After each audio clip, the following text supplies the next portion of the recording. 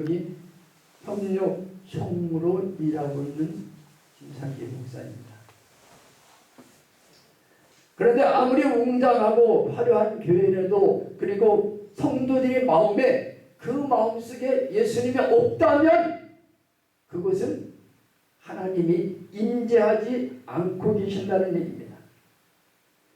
예수님을 모시고 있는 그 마음을 가진 사람이 교회나 그 어느 교회든지 거기에 차 있을 때 하나님은 그곳에 임재하고 계신다는 얘기입니다. 하나님은 교회가 크고 적은 것을 원하지 않습니다. 하나님은 정말 성도들이 마음속에 하나님 대신 예수님을 모시고 있는 그런 곳에 하나님은 임재하고 계신다는 얘기입니다. 그리고 마음속에 예수님을 모시는 그 사람을 하나님은 찾고 계십니다. 근데 마음속에 그렇게 예수님을 모시고 있는 사람들은 다 하나님께 영광을 돌릴 수 있는 자가 될 수 있는 것입니다. 그런데 우리의 마음을 내가 마음대로 할 수가 없다는 얘기죠. 우리의 마음을 내가 잘 조종하고, 그리고 하나님 보시기에 정말 아름다운 삶을 살 수 있게 그렇게 해야 되는데 그렇게 하지 못한다는 얘기입니다. 그래, 아래와 같이 과연 우리의 마음을 어떻게 다스려야 되는가를 말씀을 드릴 때 많은 은혜를 받으시기를 예수님의 이름으로 축원합니다. 먼저 우리의 마음은 빼앗긴 마음입니다. 하나님의 성전이었던 아담의 마음, 하나님이 아담을 창조하시고 흙으로 지어서 그 생기를 부어서 아담은 하나님과 교통하는 그러한 사람이 되었습니다.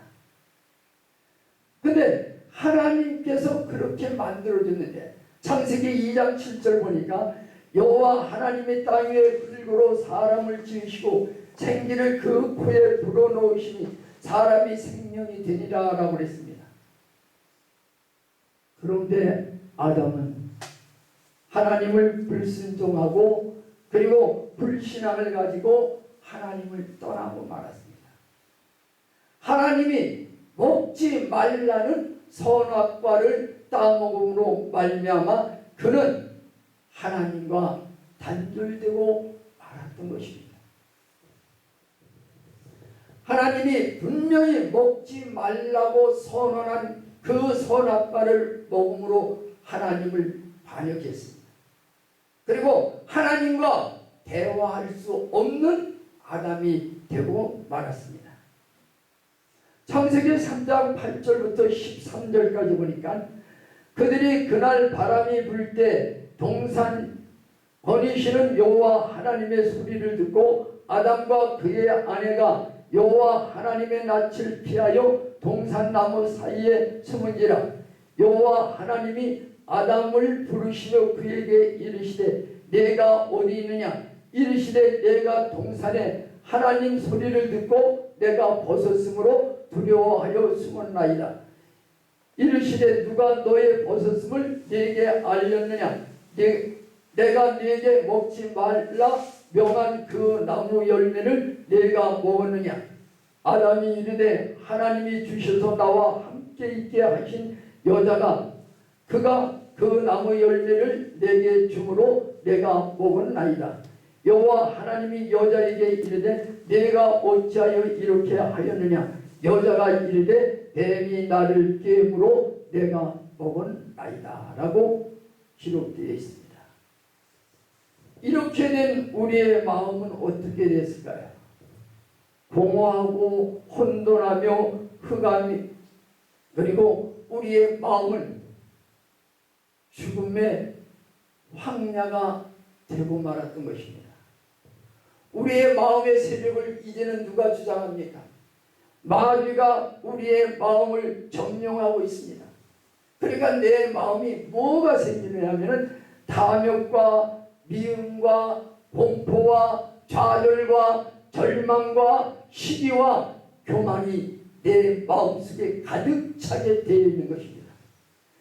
근데 그러면서 우리는 어떤 삶을 사느냐면 정말 내가 어디서 와서 왜 살며 어디로 가는지 알지 못하고 방황하며 사는 사람들이 너무나 많다는 얘기입니다.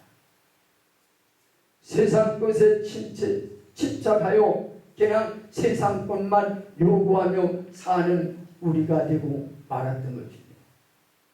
그런데 그러한 우리를 예수님이 오심으로써 우리를 구원해 주시고 성전 회복해 주셨습니다.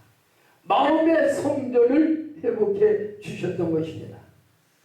아담의 모든 죄를 예수님이 오심으로 다 청산해 주신 것입니다. 예수님이 십자가에 돌아가심으로 그 대속을 통하여서 우리의 모든 허물과 죄를 깨끗이 사하여 주셨던 것입니다. 이사야 53장 5절과 6절을 보면 그가 찔림은 우리의 허물 때문이요 그가 상함은 우리의 죄악 때문이라. 그가 징계를 받음으로 우리는 평화를 누리고 그가 채찍에 맞음으로 우리가 나음을 받았도다. 우리는 다 양 같아서 그릇 행하여 각기 제갈 길로 가거늘 여호와께서는 우리의 죄악을 그에게 담당시키셨도다 라고 이렇게 말씀해주고 있습니다. 예수님을 이 땅에 보내신 목적은 하나님이 우리와 화목하게 하기 위해서 예수님을 이 땅에 보내주셨습니다. 근데 예수님이 오심으로써 우리의 마음속의 모든 마귀는 다 쫓겨가고 말았습니다. 내가 예수를 믿음으로 그 피의 공로를 의지할 때 모든 마귀는 쫓겨갑니다. 그리고 나는 하나님과 대화할 수 있는 그런 하나님의 자녀가 될 수 있는 것입니다.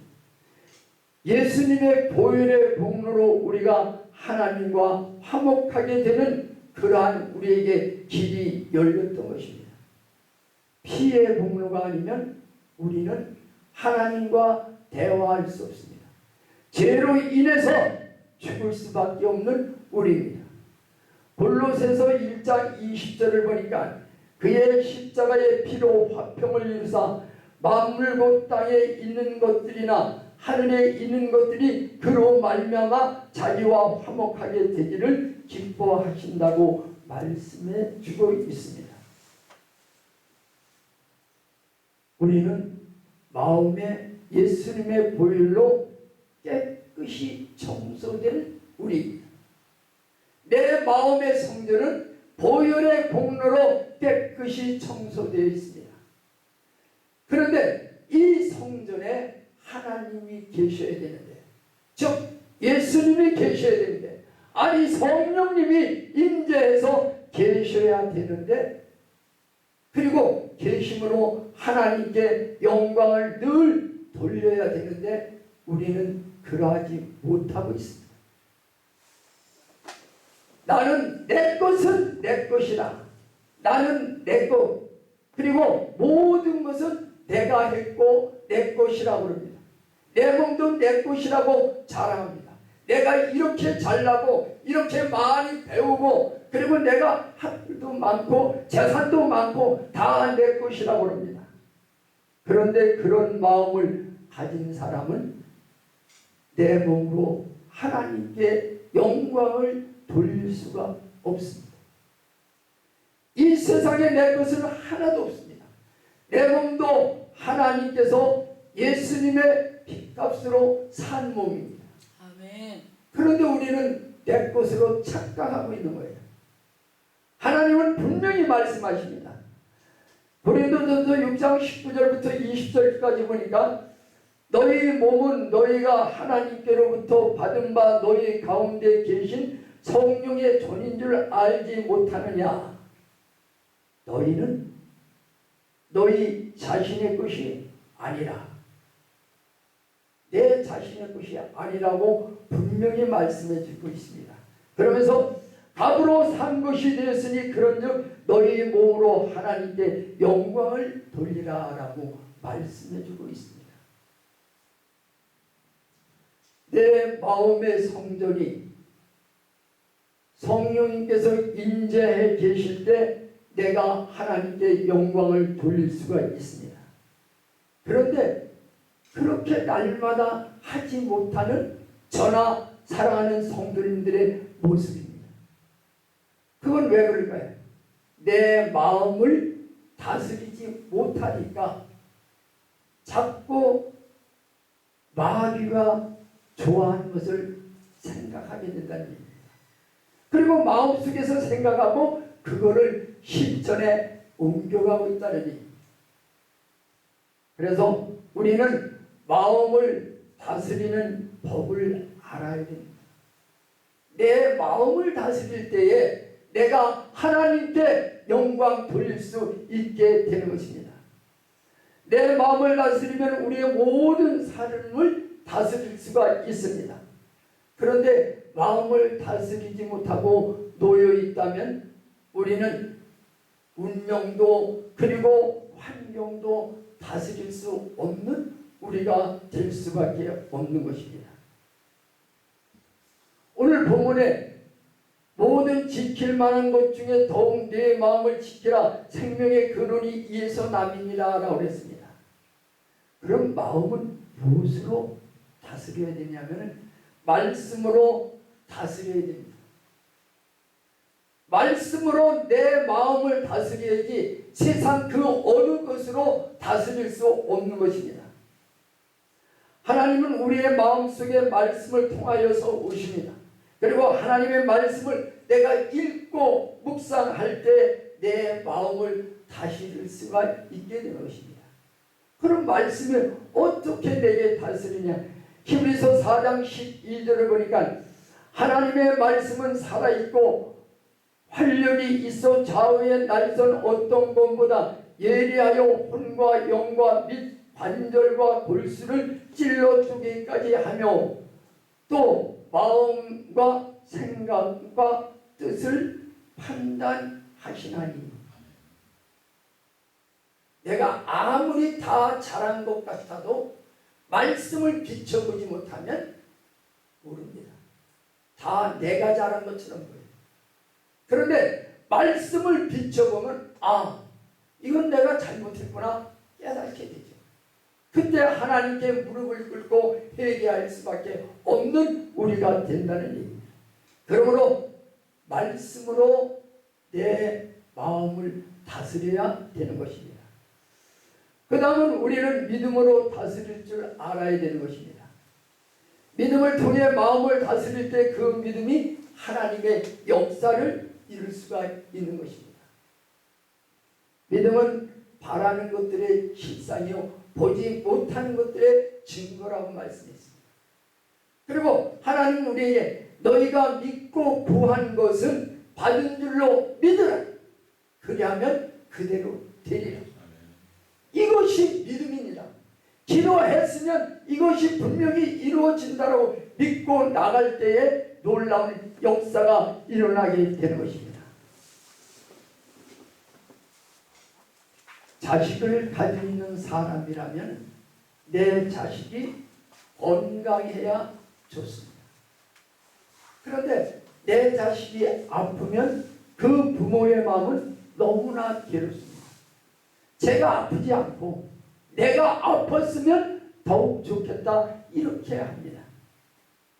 그런데 예수님 당시 그것도 그냥 병도 아니고 귀신 들린 아이의 아버지가 있었습니다. 이 아버지는 그거를 고치려고 애를 쓰는데 소문을 들으니까 제자들이 귀신도 쫓아내고 병도 다 고친다는 소리를 듣고 제자들한테 갔습니다. 갔는데 제자들이 그 귀신을 쫓아내주지 못했습니다.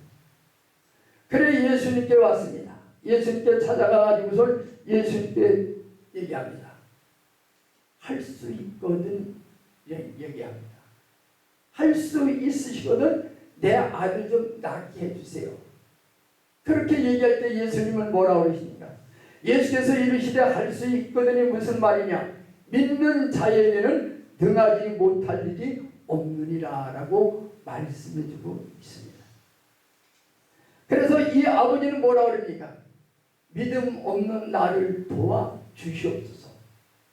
성도는 늘 내가 믿음이 최고라고 생각하는 것이 아니라 믿음이 없을 때 하나님께 나의 믿음 없음을 좀 도와주세요 하고 하나님께 간구해야 됩니다. 그런데 때로는 착각하고 내가 믿음이 제일 좋고 다른 사람보다 내가 더 낫다라고 생각하고 그런 기도를 아예 하지 않는다는 얘기죠. 그 다음에 우리는 무엇으로 가냐면 꿈으로 다스릴 줄 알아야 되는 것입니다. 구약 성경의 요셉을 보면 요셉은 꿈의 아이입니다. 자기가 꿈을 꿔서 그 아버지의 형들한테 얘기했더니 형들이 그를 미워서 나중에 시기하고 나중에 애굽에 팔게 됐습니다. 근데 요셉은 그 꿈을 잃지 않고 모든 고통과 어떠한 유혹도 다 이겨냈습니다. 꿈은 잃으면 그 사람은 죽은 사람과 같은 것입니다. 나에게 꿈이 있다면 그 꿈이 될 것이라고 믿고 나가는 것입니다. 그러면 그대로 이루어지는 것입니다. 성도는 십자가를 통하여 예수님께서 나를 위하여 이루어주신 그 거룩함과 성령 충만과 축복과 치료와 영생의 꿈을 마음속에 늘 품고 있어야 됩니다. 이 꿈을 품은 자는 좌로나 우로나 쓰러지지 않습니다. 치우치지 않고 하나님만 바라보고 나갈 수 있게 되는 것입니다. 그 다음 우리는 무엇으로 내 마음을 치료할 수 있느냐면 입술의 고백으로 치료할 수 있습니다. 내가 말로 나의 마음의 성전을 치료할 수 있는 것입니다. 젊은 남녀가 서로 사랑을 합니다. 근데 서로 사랑을 한 번도 고백하지 않았어요. 그러면 그는 정말 나를 사랑하는가 하고 믿을 수 있을까요? 서로가 고백할 때 정말 저 사람이 나를 사랑하는구나. 나도 저 사람을 사랑하는데 성도는 십자가를 통하여 예수님께 나를 위해 이루어주신 꿈과 성령을 그런 것을 다 믿고 입술로 고백해야 됩니다. 믿음의 마음은 입술의 고백을 통해 지켜줄 수 있습니다. 내가 찬양도 하나님께 고백하는 것입니다. 그리고 내가 전도하는 것도 하나님께 고백하는 것입니다. 입술로 나는 그리스도인이라는 것을 고백할 때에 하나님의 놀라운 역사는 내게 자꾸 풀어주게 돼 있는 것입니다. 로마서 10장 10절을 보니까 사람이 마음으로 믿어 의에 이르고 입으로 시인하여 구원에 이르니라 라고 했습니다. 마음으로 믿고 입으로 시인할 때 하나님께서 나를 구원에 이르게 해 주신다고 말씀해 주고 있습니다. 예수를 믿는 자는 절대 부끄러움을 당하지 않습니다. 근데 왜 예수 믿는 사람이 부끄러움을 당합니까? 그것은 내가 예수를 올바로 믿지 못하니까 부끄러움을 당하게 되는 것입니다. 그래서 성경 말씀에는 성경에 이르시되 누구든지 그를 믿는 자는 부끄러움을 당하지 아니하리라 이렇게 말씀해 주고 있습니다. 내가 예수를 믿으면 하나님이 나를 지켜주시고 그리고 어떠한 환난과 역경에서도 벗어나고 어떠한 사람이 나를 할 때도 하나님께서 다 방어해 주시고 나를 부끄러움 당하게 하시지 않는다는 얘기입니다. 그래서 늘 하나님께 영광 돌릴 수 있는 우리가 될 수 있게 되는 것입니다.